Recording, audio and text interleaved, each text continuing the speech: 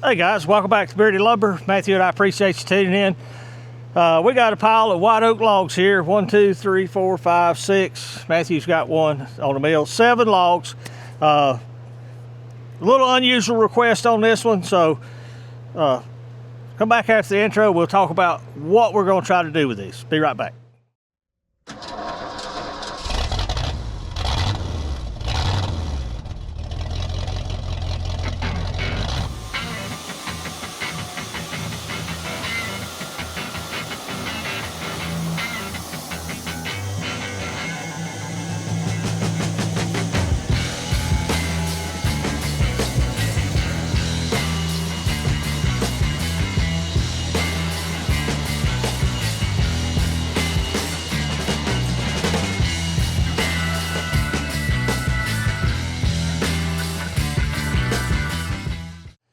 Okay guys, welcome back. What we got is 7 white oak logs. Unsure if it's all out of one tree. I don't think it is. The customer dropped these off the other day, and all they want is 2.5-inch live edge slabs.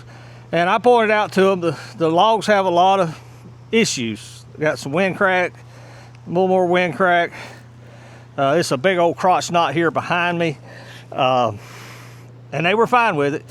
This want as nice a 2.5-inch slabs as we can get. So if they were all like this big one, it'd be real easy. We'd throw it up there, kind of orient the biggest crack flat, cut the top off, maybe take a slab, roll it over, cut it to the bottom. That's easy. These others that have knots and defects, like this one's got a crotch knot. Anytime you're sawing a slab, it's a whole lot better to saw that crotch flat versus standing up. You'll get a lot prettier grain going across the flat of that crotch knot.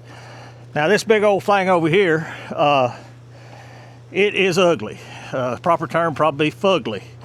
But it's a little wider than we can saw, so we'll stand it up with the crotch knot up and probably cut it right down to about 34 inches to go through our blade, and we'll lay it flat, and we'll cut it with that big crotch laid flat, and it'll make some beautiful grain. I told him, you know, they're gonna crack, split. He's gonna have to do some bow ties and deep pour epoxy, and he's well aware of that. He's happy with that, so I'm happy as well. They're not gonna be the most beautiful slabs, but sometimes ugly slabs make beautiful slabs if you're willing to do the work, and he is. He don't mind if they crack, split. It's all gonna be incorporated in his final product. So makes it pretty easy for Matthew and I. We'll just grade each log and see what its major flaw is and try to cut to that flaw. Like this one, it's got a bad wind crack right through the middle, if you can see it here.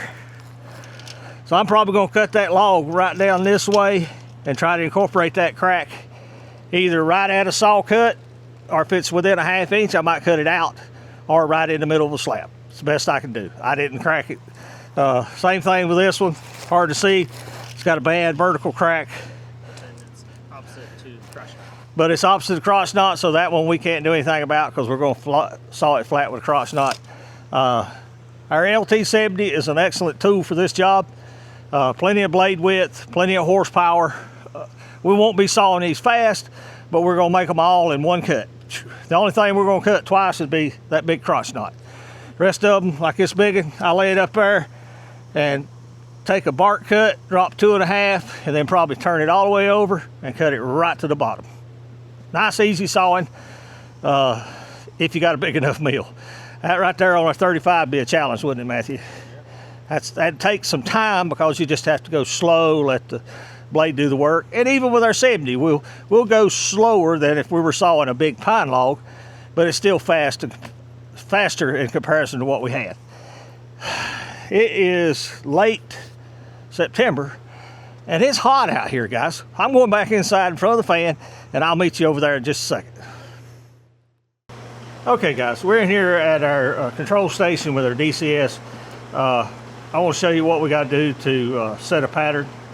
If we go into pattern mode, normally up here, I keep the simple stuff, inch, inch and 1/8, inch and 1/16, and then inch and 1/2, inch and 5/8, inch and 3/4. I try not to touch these two because we're all the time using them. 3 and 4 is where I keep some oddball stuff. There's 4s, 1-inch bores to 3 3/4, all 1-inch bores. I mean, just any random thing we're cutting. So we want to make a change because our log out here is we're going to do all 2.5-inch slabs. So we need a pretty simple preset. All I want to do is go back to the main screen, toggle up. We'll toggle down to auto mode settings, and then I'm going to toggle down to just pattern group 4, which is over here. I gotta get in it. And then I've got these to pick from, and like I say, it's just going to be something simple. So I'm going to toggle this first one down to 2.5 inches.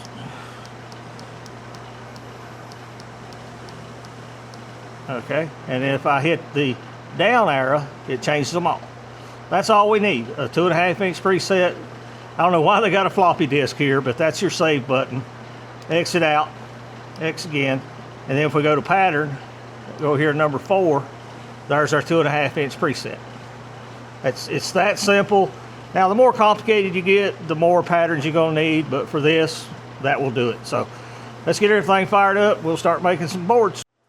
I'm gonna turn my fan back on, it's hot.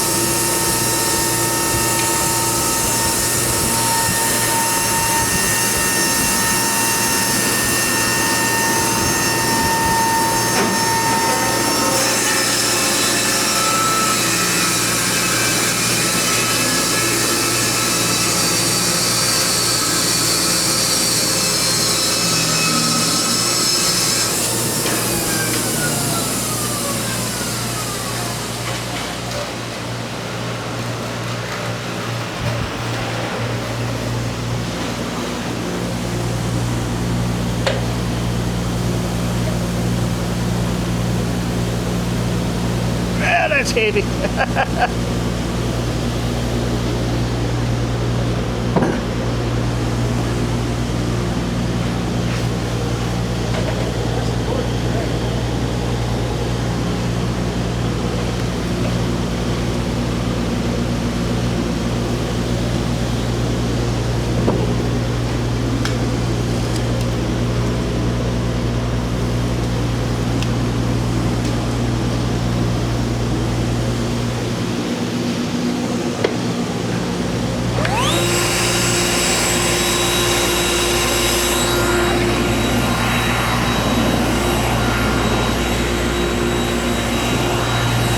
It'll show up the grade.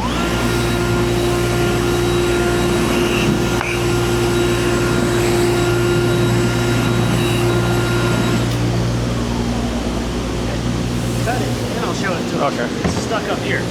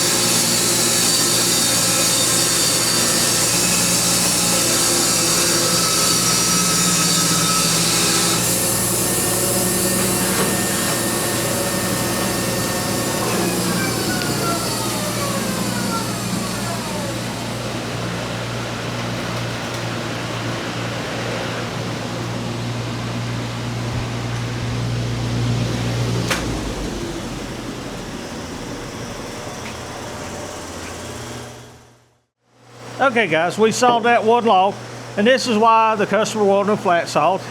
Look, beautiful knot. There's a knot poking through. Look at this crotch knot that went through, another knot, and the reverse side of it. It makes some beautiful live edge boards. It don't make beautiful lumber. Let's walk over here and look at this one real quick. Now this one, this end is good and clear.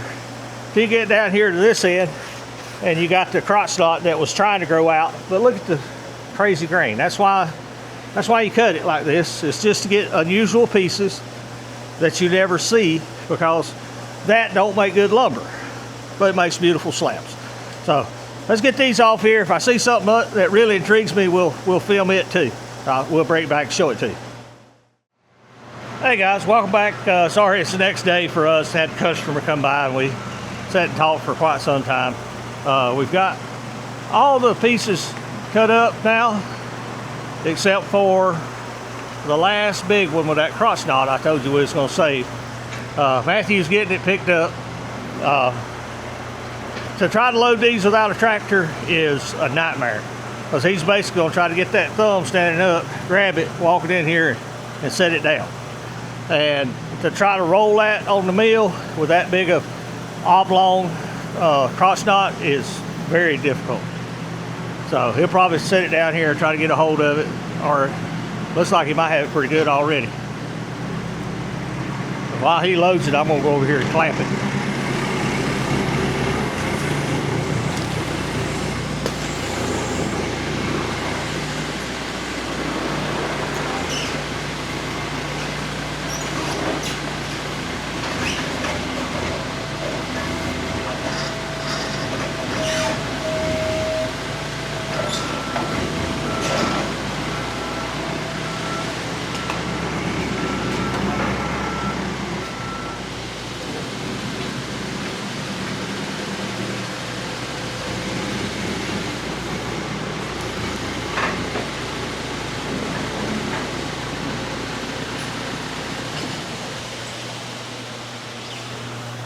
Now, we got it up here. I don't know if you can see our laser line in the camera. Let me look. Yeah, right here is max height on the sawmill, about 34.5 inches. Now I got to make a decision. You know, where do I want my slabs? The log's got a belly in it. I'd like to take just a little bit off the back to take some of that belly out and leave more meat up this way. But like I say, this is where the decision's got to be made, what exactly we're going to do.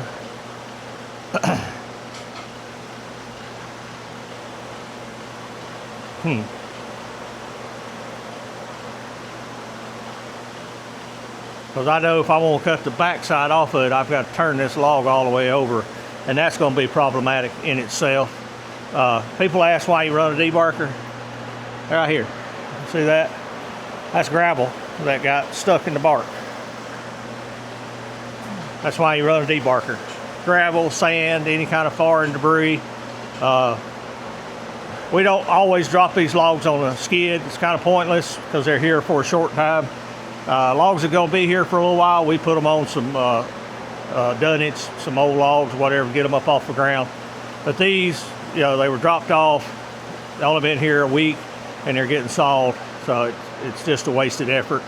But you got to contend with, you get some gravel stuck in the bark. Yeah, I'm thinking I might want to come down here, be a little more symmetrical, drop down about 3 inches, take this off, see if I can get it rolled over and try to take just a little off the belly to make the slabs a little more uniform. May not, I may lay it down and like it. I don't know, we'll see. But that's what we're gonna do. So let's get everything fired up and make some cuts. Okay guys, we got our big log up here now. Trying to show you on my DCS what we're doing. Right now we're just using the height elevation. It's telling me it's 32 5/16, and that's pretty good. We're just gonna hog off that big top of the crotch knot, and we'll lay it down, look at it, decide if we're gonna do anything on the back or not. So turn the blade on. We got our debarker running, we got our laser on, and we've got our WoodMizer running. So ease into the cut.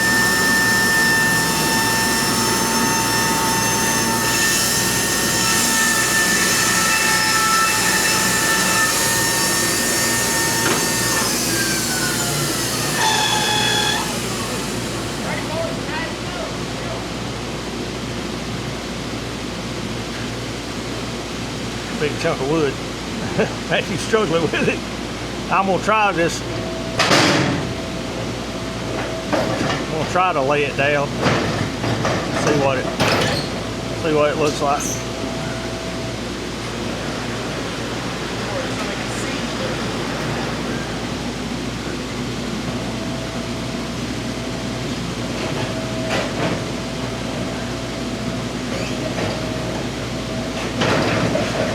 Got a knot underneath it's been aggravating. I'm going to use the turner to hold it up and get my log clamp all the way out, get under it. Roll it all the way over, it might be easier. Just roll it back off.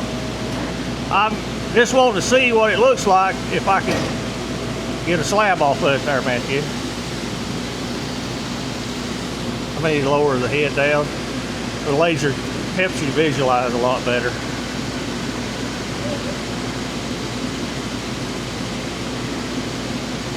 Ease up into it here. Now we got plenty of cut on the width.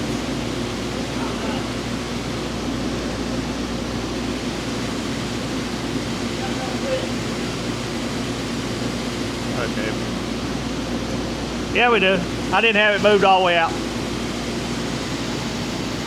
How are we elevation wise? You happy there? You need to take it through it, because it didn't look like it on the other end. I moved it out 6 more inches. Okay.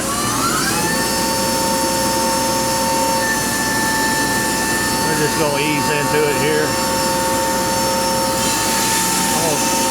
I'm going to set my cruise control so it'll go real steady.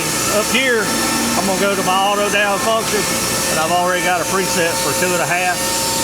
I'm not worried about being on a pattern. I just want to make sure I drop equal amounts.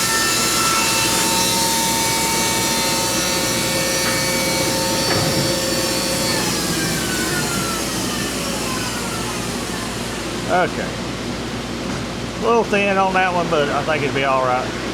Since we got our preset set, all we gotta do is toggle down.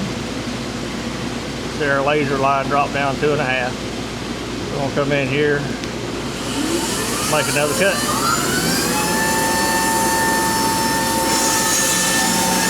Once again, I'm gonna turn on my cruise control so I can maintain a steady speed.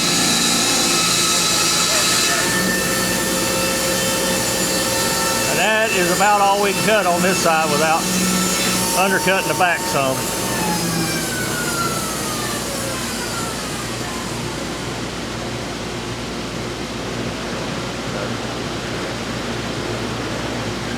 Let me go help Matthew off there.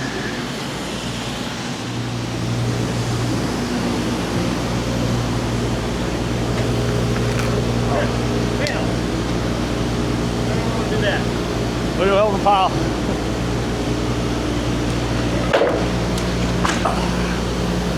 gonna have to hold left and right. All I got is foot. I'm gonna have to throw it on top. 1, 2, 3.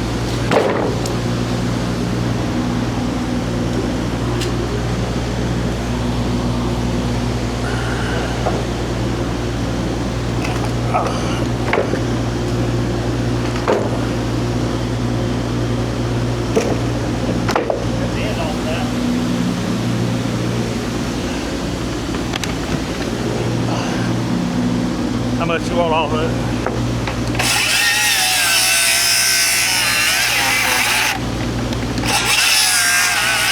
Oh, come on.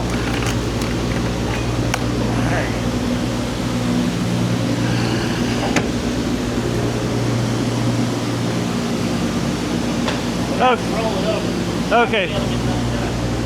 You can see all the way down here, guys. Right here is what I got to get off. This knot is protruding beyond these, and it'll hit right here. So I got to stand it up and take a little off the back, and we'll finish this cut. So here comes the fun part. See if we can get it to rotate all the way around.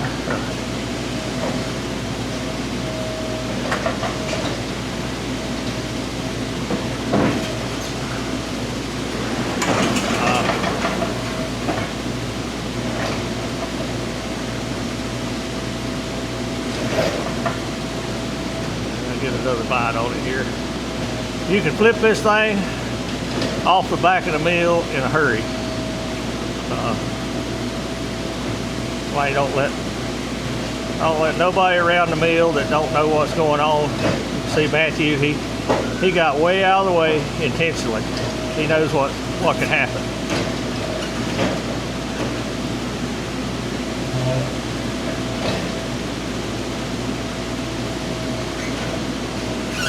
Okay, I'm gonna make an executive decision. I'm gonna set it off the mill and have him bring it.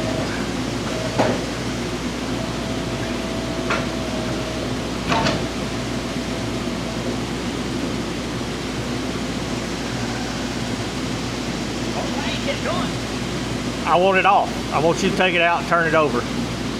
Just left it up there after you grabbed it off.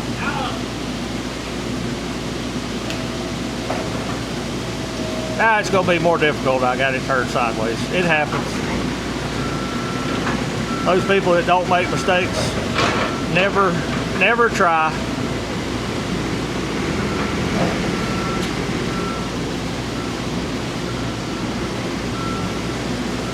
This is on a 35. This would be right near impossible.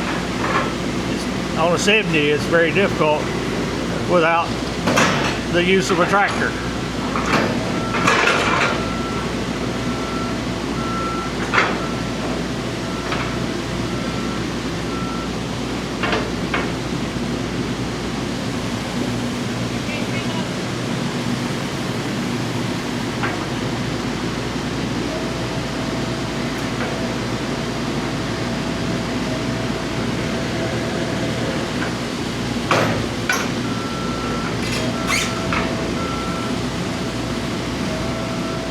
Okay, let me go out here and help him.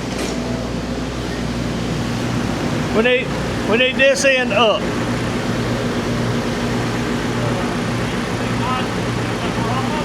Yeah, I gotta take some off the back.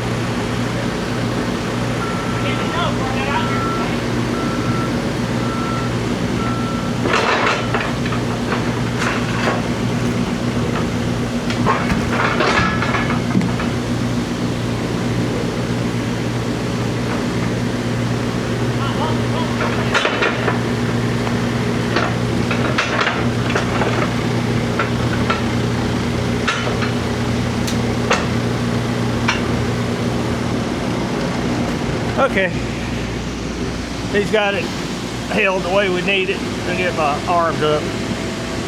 You can't, well.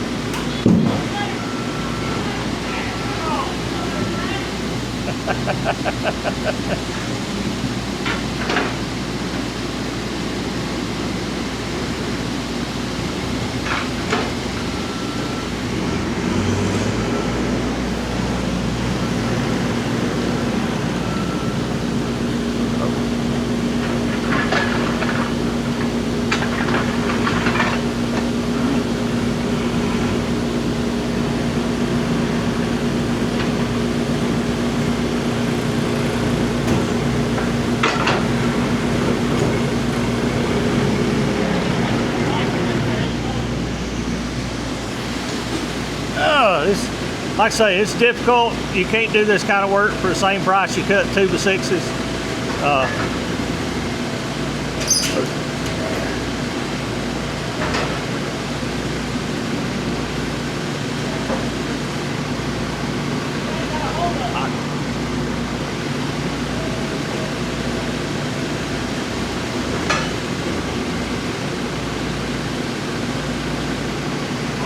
Yeah, open. Stop where you want me to go. I can tell.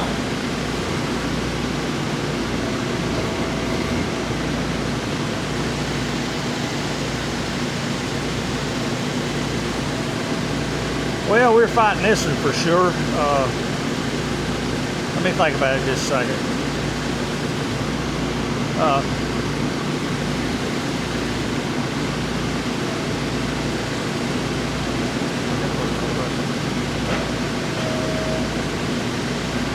I was gonna try to tip it.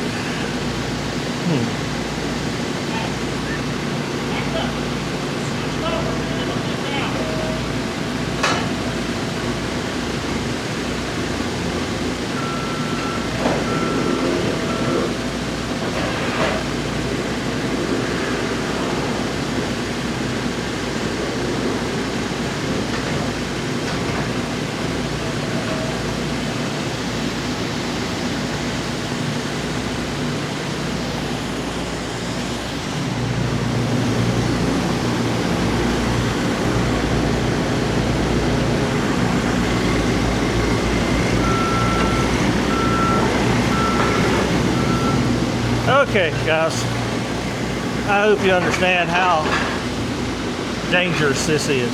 Do not have anybody around your mill that don't know what's going on. All I want to do is put a flat spot right there. That looks pretty good, Matthew.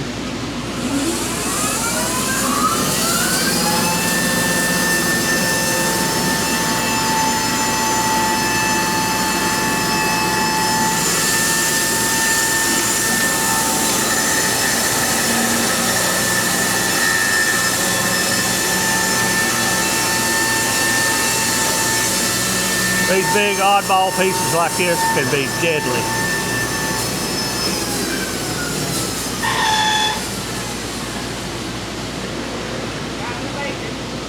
Well, you were moving stuff. I ain't jumping in there.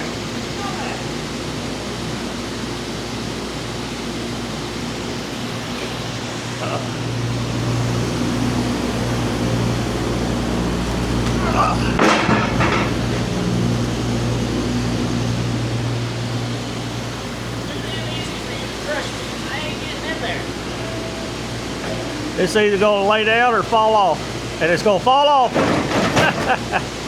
Okay. Got chain road all over it.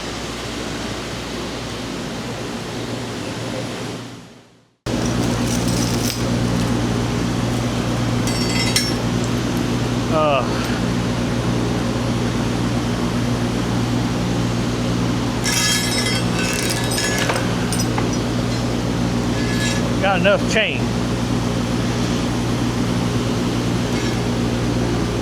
Put it over top.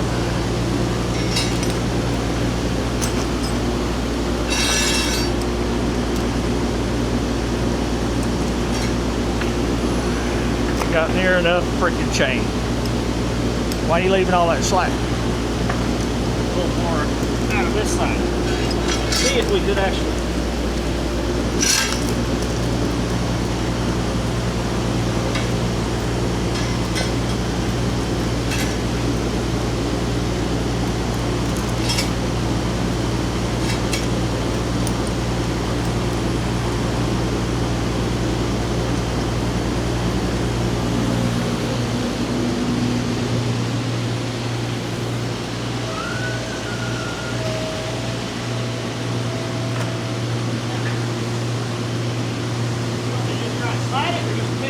Pick it up.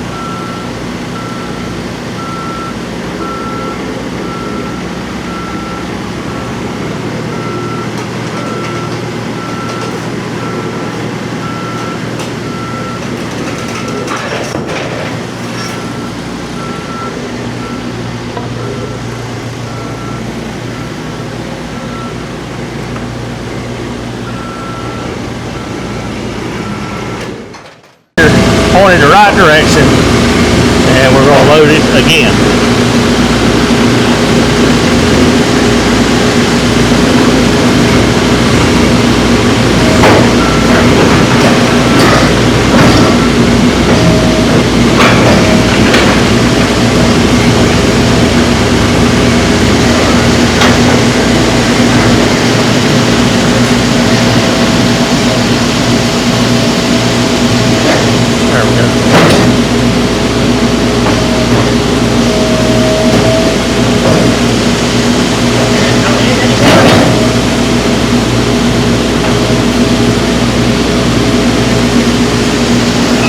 Okay, we got it back on there.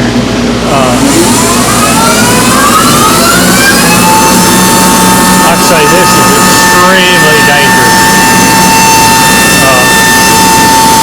We'll go ahead and get it out here. I'm going to switch over to pattern mode. Got a 2.5 inch cut. Okay. We'll ease into it. This crotch knot is really hard.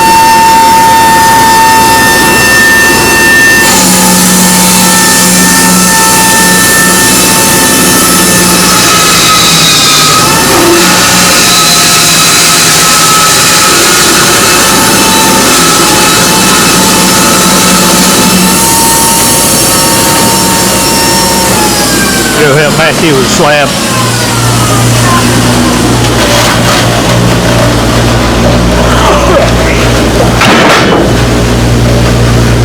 Be able to grab a hold of it now, the whole thing shifted. Yeah.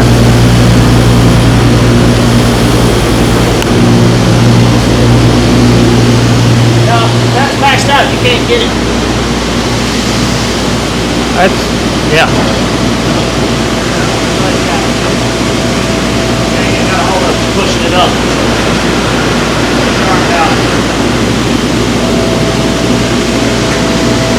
Okay. Now we can make a slab out of it. Turn our blade back on. I'm not even going to try to use a debarker on this side. There's no room.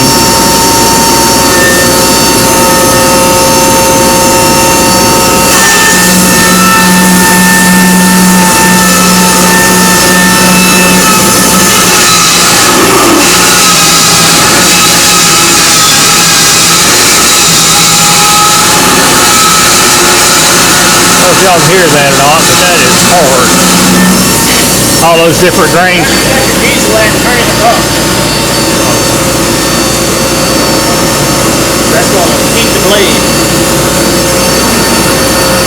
Matthew want me to turn the diesel grip up a little bit.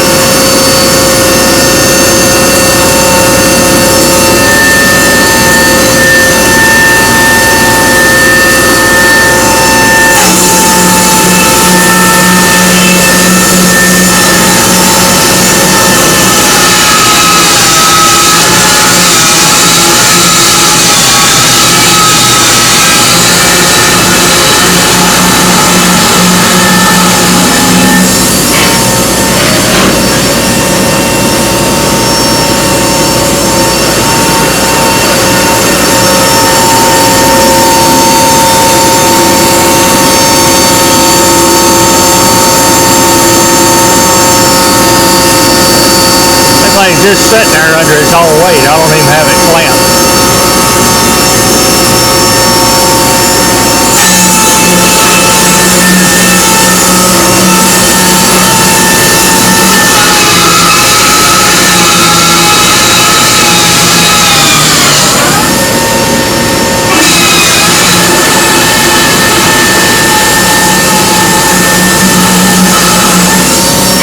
Okay.